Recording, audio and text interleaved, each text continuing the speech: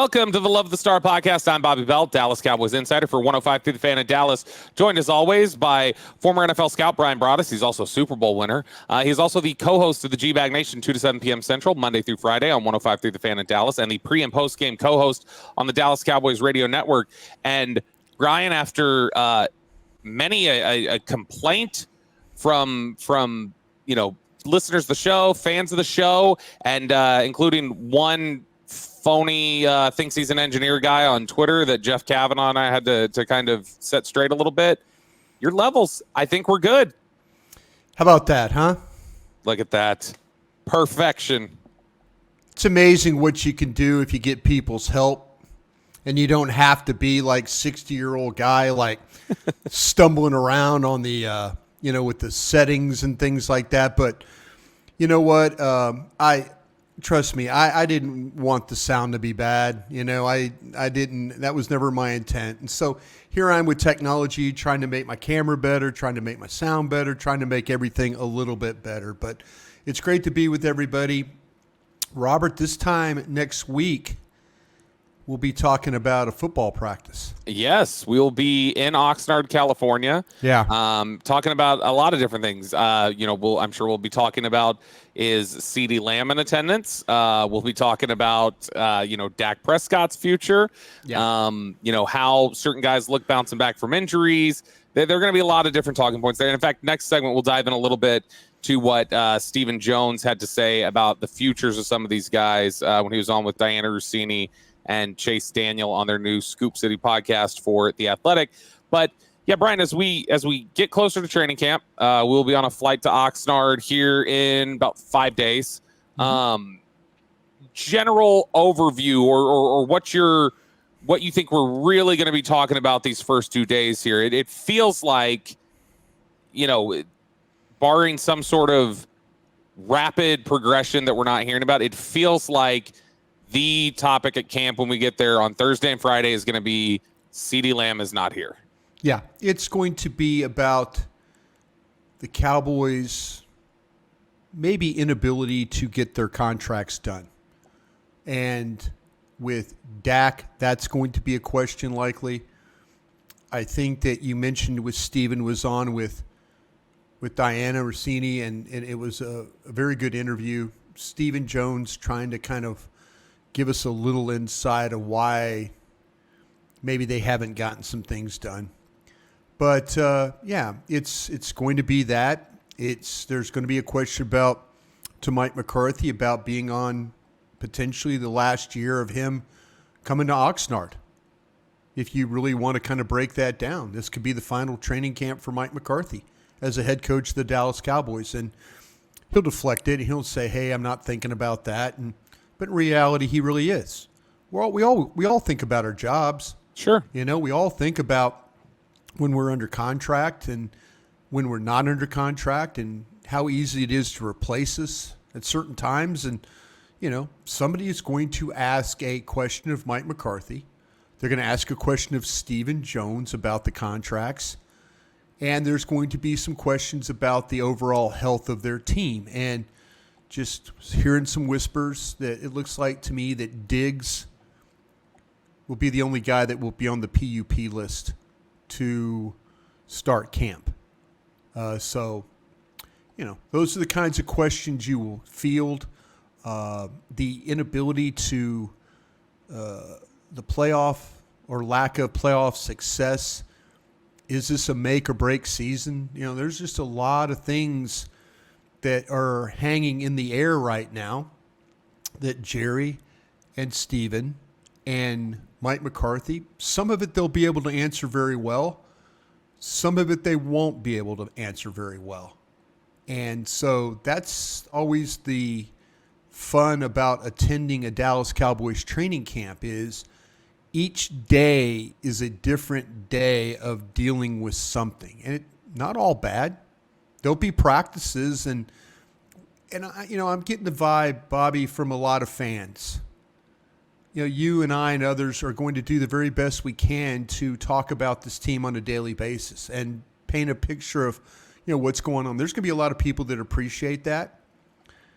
And to be honest with you, there's a lot of people right now that just don't give a damn. And Yeah. we'll see. And I told somebody today on Twitter, I work for the fans that right now care. And I understand the fan that doesn't care. I get that, But right now, my focus is to working for the fan that cares. Because I'm going to do my best. I know you're going to do your best of trying to get to the bottom of Stephen Jones' questions, Mike McCarthy's questions about the roster. This is what we do this time of year. So Yeah, and I think that's where I'm at. It's always exciting to go to camp. I just feel like there's some people right now that honestly don't give a damn. And you know what? That's okay if that's how you feel, because this organization has ripped your heart out a bunch. And if you feel that there's too many questions, there's too many things going on. I've invested in this and it just has failed me every single time.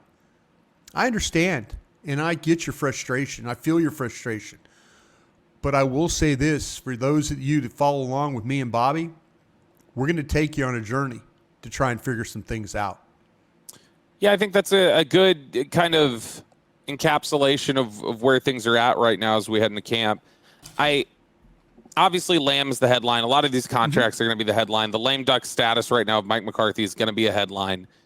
I think the thing that when we get out of that, when we get into Oxnard and we're kind of coming around the first couple practices, I think one of the things we're going to hear a lot about, or things that fans are going to start chattering about, is something that I think you and I have talked about and tried to prepare fans for a little bit. And I don't know if fans are totally prepared for this possibility.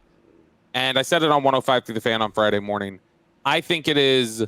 Very good show, by the way. I listened to quite a bit of it. Thank you. I think it is almost a certainty that Chuma Edoga is at left tackle for the first practice. I think it's likely he's at left tackle for the first game. And I think it's possible he's at left tackle for the entire season. Mm-hmm. And I think there could very easily be some people immediately, because of that situation, saying Tyler Guyton, the offensive line version of Mozzie Smith already. I said it the night they drafted him. I think Tyler Guyton is going to be a Pro Bowl player. I think he has that in him. I don't think it's going to be right now. I think there's still things that they got to get done. And I think this coaching staff feels like, do we want with our jobs kind of on the line, do we want to trust somebody going through growing pains? Let's get past this year and then worry about getting him some reps. Because there would be some growing pains there with Guyton. But I say all that to ask you this, Brian. Does Guyton have to play, just for the context of this team specifically, the Cowboys and where they're at, does Guyton have to play and play well right now for that pick to be a success? Or is it something where he can sit for a year and that's not preferable, but you're still not complaining about it if he's a Pro Bowl type of player a couple years down the road? Because a lot of fans have felt like we're treating this first-round pick as we didn't get free agency, so that's our 2024 now team building pick, so you need to get me somebody who can play right now. Front office malpractice if Guyton is not starting at the very first practice. You think he just needs to get those bumps out now? Yeah. We had Todd Archer on, the very talented writer for ESPN that covers the Cowboys, I think, very well. We had Todd on yesterday. Mm-hmm. Todd Archer, to me, is a voice of reason in a lot of ways. Yep. And he said something that I totally agree with. You can have your OTAs and minicamp practices of Chuma Edoga being out there running with the first team.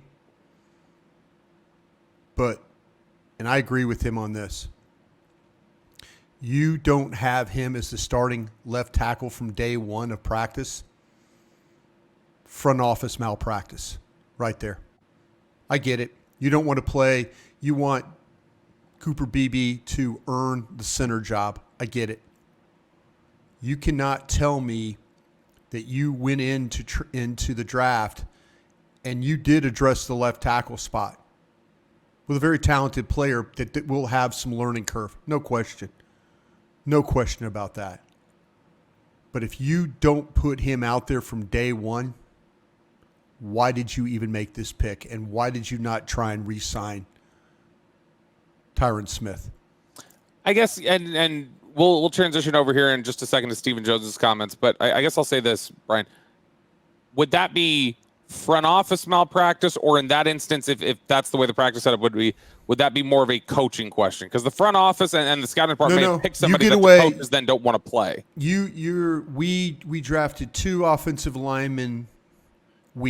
I'm saying the front office. Mm-hmm. We drafted 2 offensive linemen that we think can be difference makers with our current group. I get center. I understand that one. I have no evidence. Okay, if you told me that Tyler Guyton struggled badly at left tackle, I'm moving Tyler Smith to left tackle and putting Bass or BB at left guard. Yep, that's what I would. And going to battle. Yeah. Will they do that? Probably not. I don't think so. But I would. That's what I would do. But that is my safety. That is my safety net right now. If there, I am going to find out if Tyler Guyton is good enough to play in the National Football League, and I know it's going to take some time, and there's going to be a learning curve. But I'm doing it right off the jump. I'm doing it right. I'm letting him get first team reps, and if it's not good enough, plan B is to move Tyler Smith. That would be the Brian Broaddus way of handling things. The last time they listened to me was 2005. So I'm just saying what I would do, but that's my safety net right now. But I am not going to let the coach tell me that, well, we've got to work him in. We're throwing him in the deep end of the pool. I am not going to watch Chuma Adoga play left tackle, unless it's second or third team work. Just not. And I would remind him, the coach, Mike Solari, we have a pretty good track record of plug and play first round offensive linemen. You need to see this one through. Yeah. A pretty good track record of it, even when the offensive line coach had some resistance to it, like Joe Philbin did with Tyler Smith. Yeah. You are listening to the Love the Star podcast, the Love the Stars and Odyssey podcast. You can find it on the Odyssey app or wherever you get your podcasts. All right, Brian, let's get into these comments from Stephen Jones that came out on Friday, courtesy of Diana Rossini and Chase Daniel on the Athletics' new Scoop City podcast. I'm just going to read through the quote here from Stephen Jones. He was asked about the potential of long-term deals for the Cowboys coach and that nucleus of those 3 stars, Micah Parsons, Dak Prescott, and CeeDee Lamb. Here's what Stephen Jones had to say. Those things take time, and we're talking about deals here. When you're talking about CeeDee and Dak, and somebody like Micah coming up, you're talking about 2 players that aren't quarterbacks that feel like they ought to be a little bit like Justin Jefferson, the top-paid non-quarterbacks in the league. And then, of course, you have Dak. Obviously, his resume speaks for itself. He was second in MVP voting last year. He's just had an extraordinary career here in Dallas. Those things just take time when you're talking about the amount of money involved. And of course, we're trying to a little bit play Houdini and how to keep all these guys around Dak and keep these players we were fortunate enough to draft. Jumping down a little bit, he says, when you start stacking them up like that, it's a challenge. It's not that it's not doable, but you certainly got to have some give and take if you want to do that. I know the Vikings there with Jefferson, when they made that inordinate deal at the receiver spot, they don't have one player on their team other than Jefferson making over $20 million. We've got a big one in Dak. We've got Diggs, Zach Martin, Tank Lawrence, and we've got a lot of guys making quite a bit of money. It's that's no excuses. We think we can get this done. We can get it done, but it just takes time. And then he finishes up by saying, we're optimistic we can get these things done. I know Dak, our goal is to get him done, and he knows that. We're having conversations with his agent, with Dak personally, both Jerry and myself. He knows our goal is to keep him here. He also understands the challenges. Brian, your general takeaway from that rather lengthy quote from Stephen Jones on their current negotiations. What got my attention was the conversations with Dak, because Dak has been pretty adamant. I play, Todd France negotiates the contract. Been pretty adamant about that. Said it a week and a half ago. If that is the case, then I trust what he's saying.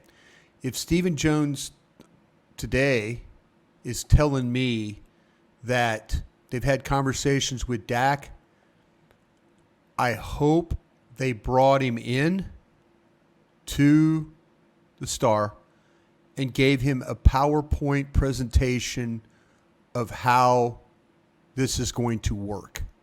And I say it in a way of educate him on the various,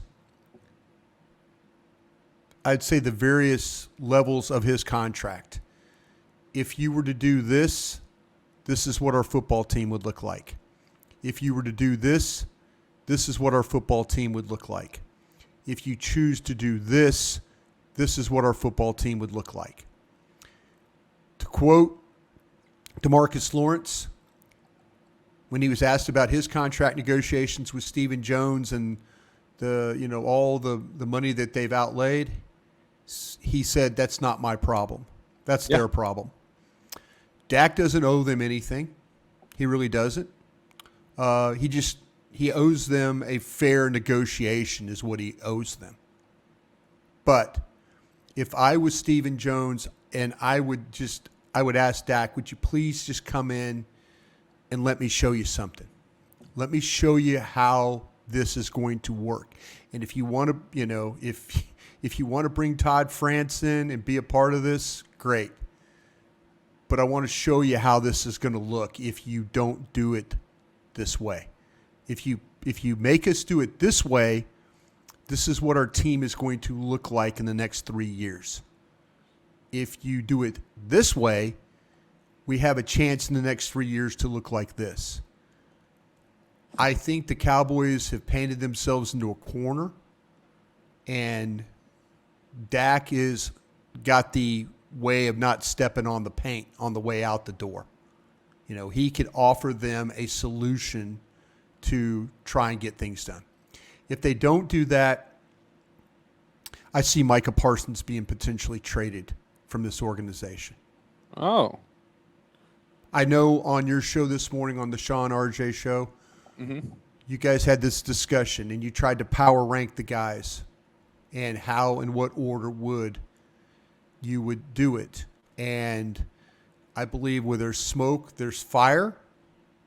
And I think there's a lot of smoke about Micah Parsons right now. Even though his contract is the furthest away from having to deal with it, there's tags and things like that you can use. My gut feeling is he might fetch the most draft capital of the three players, if that makes sense. Yeah, that's very possible. And I mean, Dak, obviously, that's not even on the table with the no trade clause that he has. So you're kind of right. You're limited up there. Yeah. Yeah, you're not. But I mean, CD on an expiring deal, maybe you get I think you could probably get a first for CD or something along those lines. But yeah, Micah probably fetches you the biggest return. Yeah. On this, I think the note there, you're right. The note about having discussions with Dak. Yeah, that's big in my mind. If that is factual, that is a change in the way we've seen negotiations with Dak work differently. And hasn't it been the case? I feel like we've had this discussion with other players in the past, and I think you've talked about it before, Brian, that if the Cowboys feel pretty good about their ability to push a deal over the finish line when they can get Jerry in front of the player.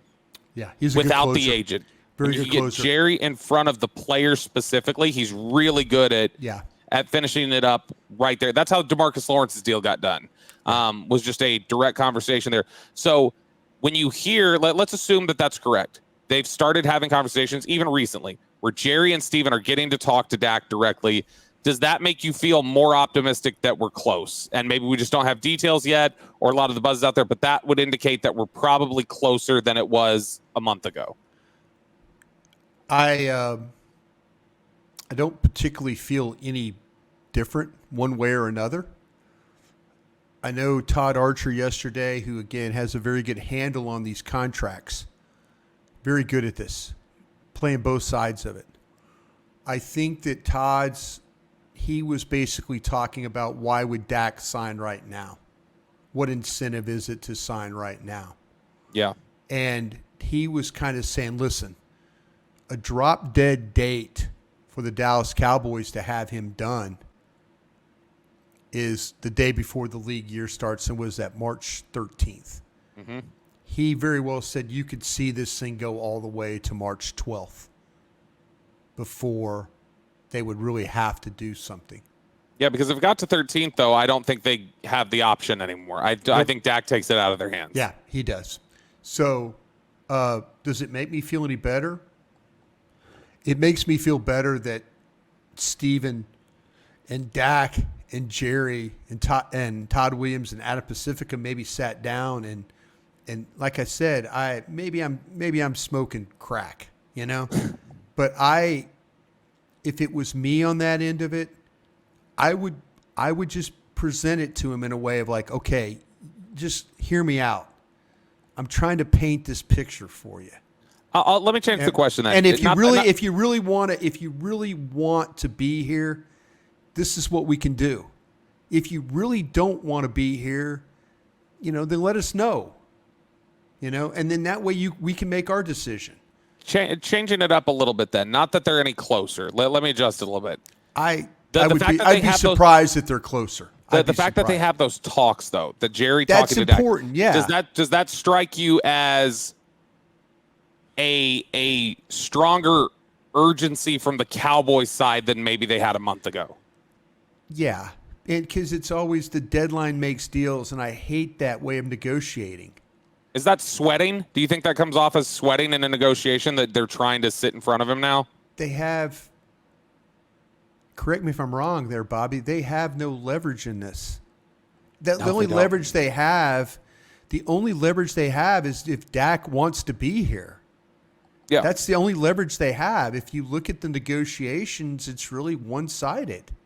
If he wants to do you a solid is basically what it comes to. Yeah, and that's why I would come with hat in hand, to borrow an old saying.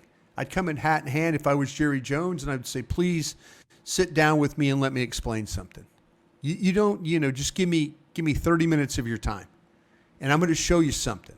I'm going to show you what I'm up against right now. These are cap projections going forward.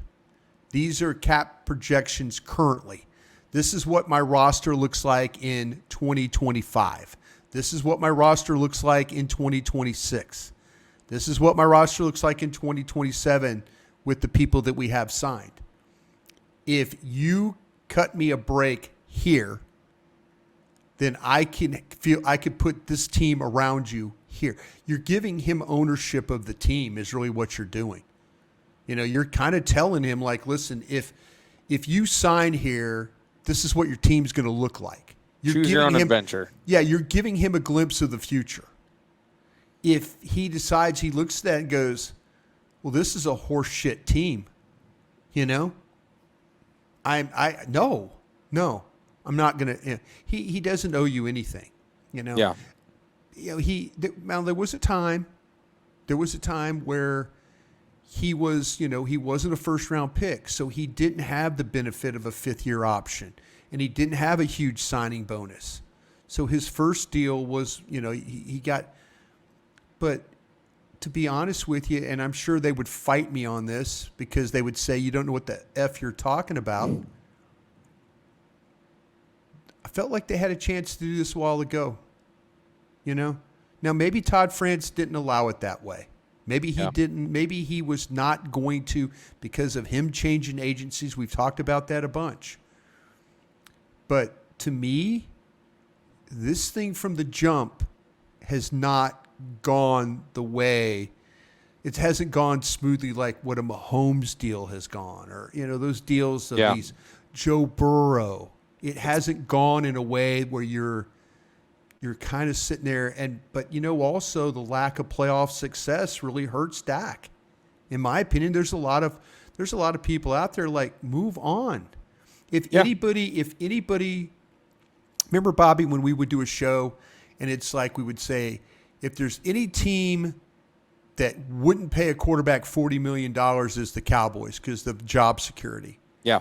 Now it's if there's any team that won't pay a quarterback $60 million, it's the Cowboys because they have job security. Everybody else in the league has to pay a quarterback unless you're one of those families like the Maras, the Rooneys, the Browns in Cincinnati, the McCaskies in Chicago. Unless you're a family-run team with a front office that's not going to change, then there's probably no reason, there's no reason for them to pay a guy $60 million unless they're terrified of what lies ahead. Yeah, if you're talking about just solely from the perspective of job security, they have that flexibility.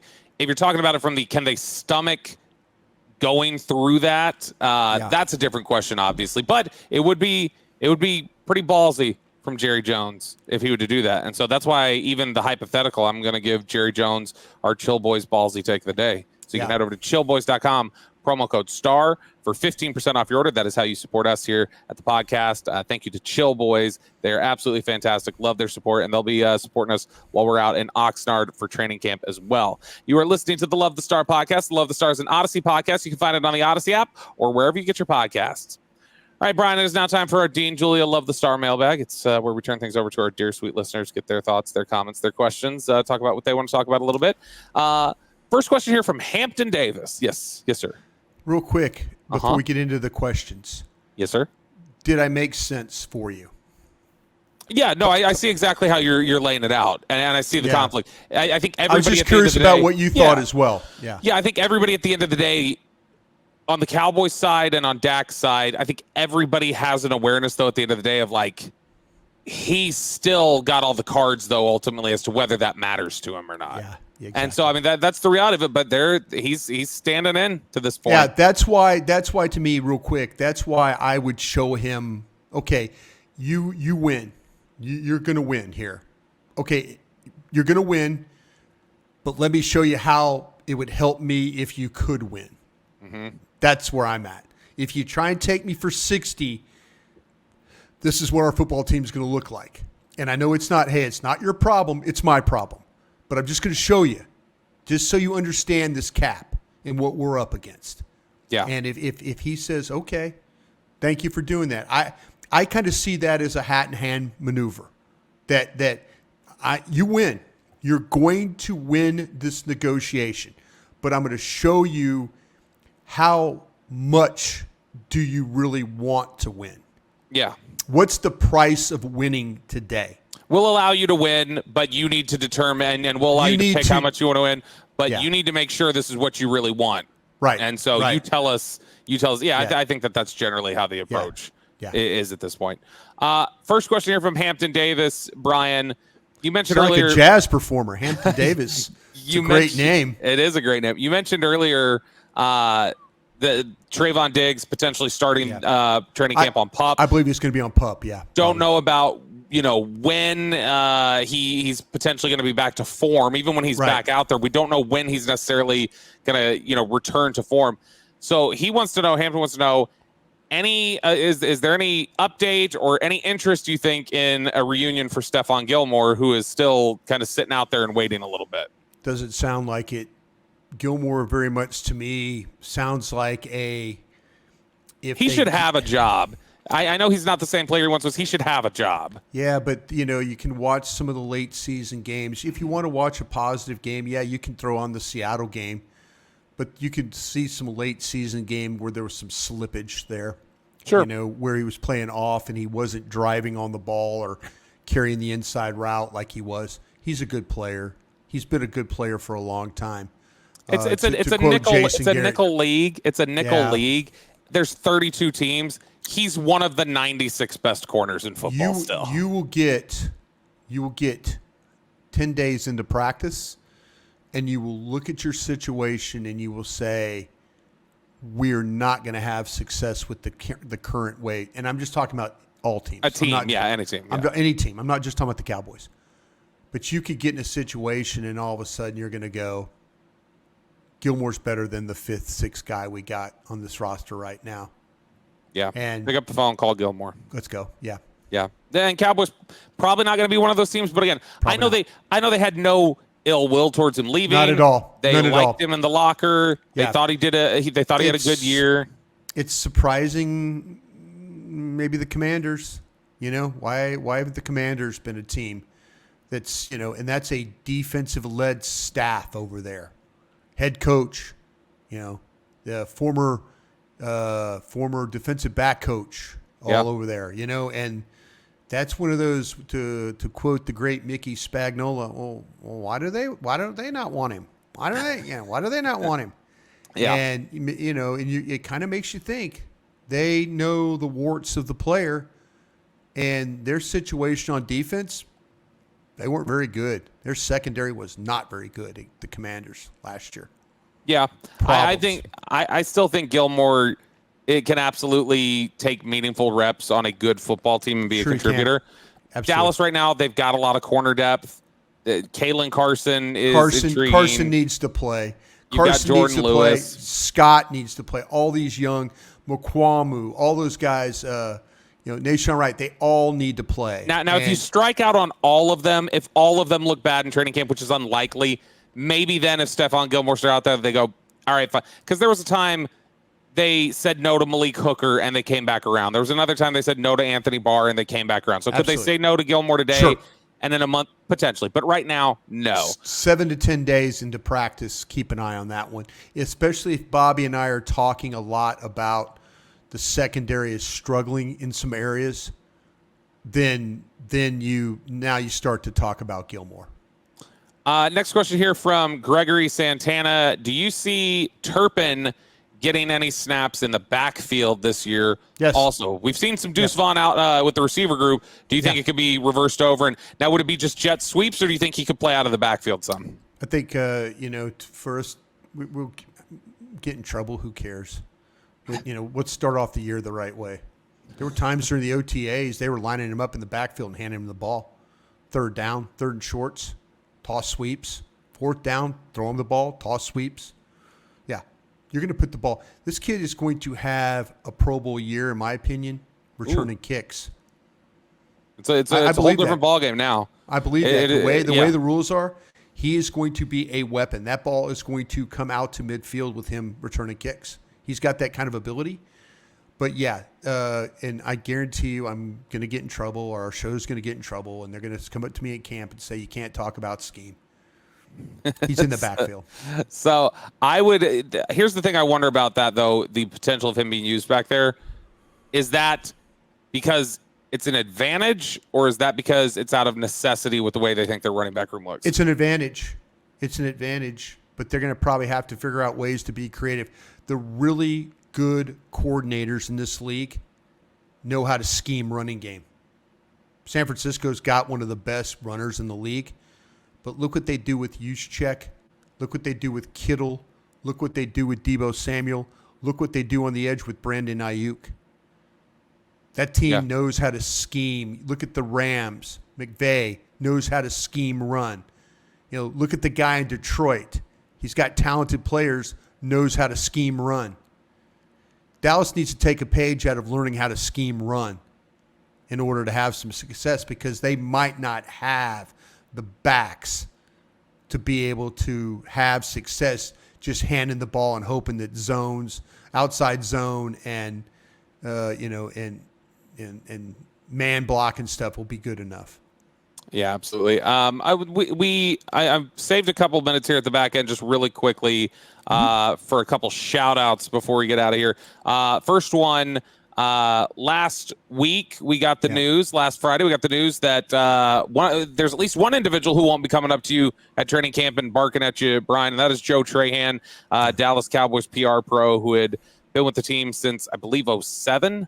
He had spent, half his life here with the Cowboys in PR, pretty much straight out of school. I believe he spent a year in Detroit, where he met Dan Orlovsky, and he's always trying to tell him, he's like, come on, Dan's not such a bad guy, Bobby, let him go. Like, he's actually a nice guy. And so he's always trying to convince me on that. But Joe Trahan, always really good to work with, and somebody who it's going to be different out there at camp this year. He was kind of our main point person for doing a lot of different things out there.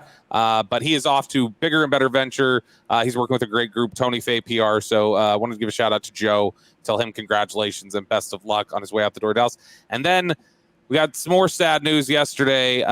Michael Gelkin from the Dallas Morning News, who you and I both think really, really highly of. Yeah. And who I always thought really fast after Michael got here, I was like, he's going to be a Schefter one day. He's going to be Schefter or Rappaport, or, he's going to be up on that level. And Michael Gelkin had announced on Twitter on Friday that he is stepping away from, if you listen to it, it sounds like he's stepping away from journalism completely right now, and he's just looking for a new challenge. Mm-hmm. But he is one of the just a really nice guy, kind guy, so good at his job. Yeah. So good. I don't mean this in an offensive way. He pisses a lot of people off. I was about to say, I don't think he's so good at his job, he pisses people off. I don't think Mike McCarthy's going to totally, I'm sure he's best of luck, but I'm sure quietly yes, fewer things that I have to answer for, because Michael was really good at getting a lot of that. Yeah. And he's Michael, like I said, you'll read it on his Twitter. He's moving to Washington, D.C., be closer to family, do some different things. But it's just a sad week here, saying goodbye to two people who'd been with around the team, and two people I really liked in Joe Trahan and Michael Gelkin. Yeah, and you're absolutely right. The thing, the real quick Michael Gelkin story, we were out in Oxnard last year, and I don't have a whole hell of a lot of interaction with Gelkin. I do respect the heck out of him, though. Mm-hmm. But I was talking to one of my sources. I was talking to one of my sources out on the town. Gelkin walked up, and I'm thinking, well, don't be rude. Introduce him. Introduce Gelkin to one of my sources. The next day, well, I now got to catch a ride home with Zach or Eric or somebody like that, So I say goodnight, move on. My source calls me the next day or texts me and says, hey, call me. Gelkin has somehow managed to get the guy's phone number, and now he's become a source for Gelkin after just talking to him.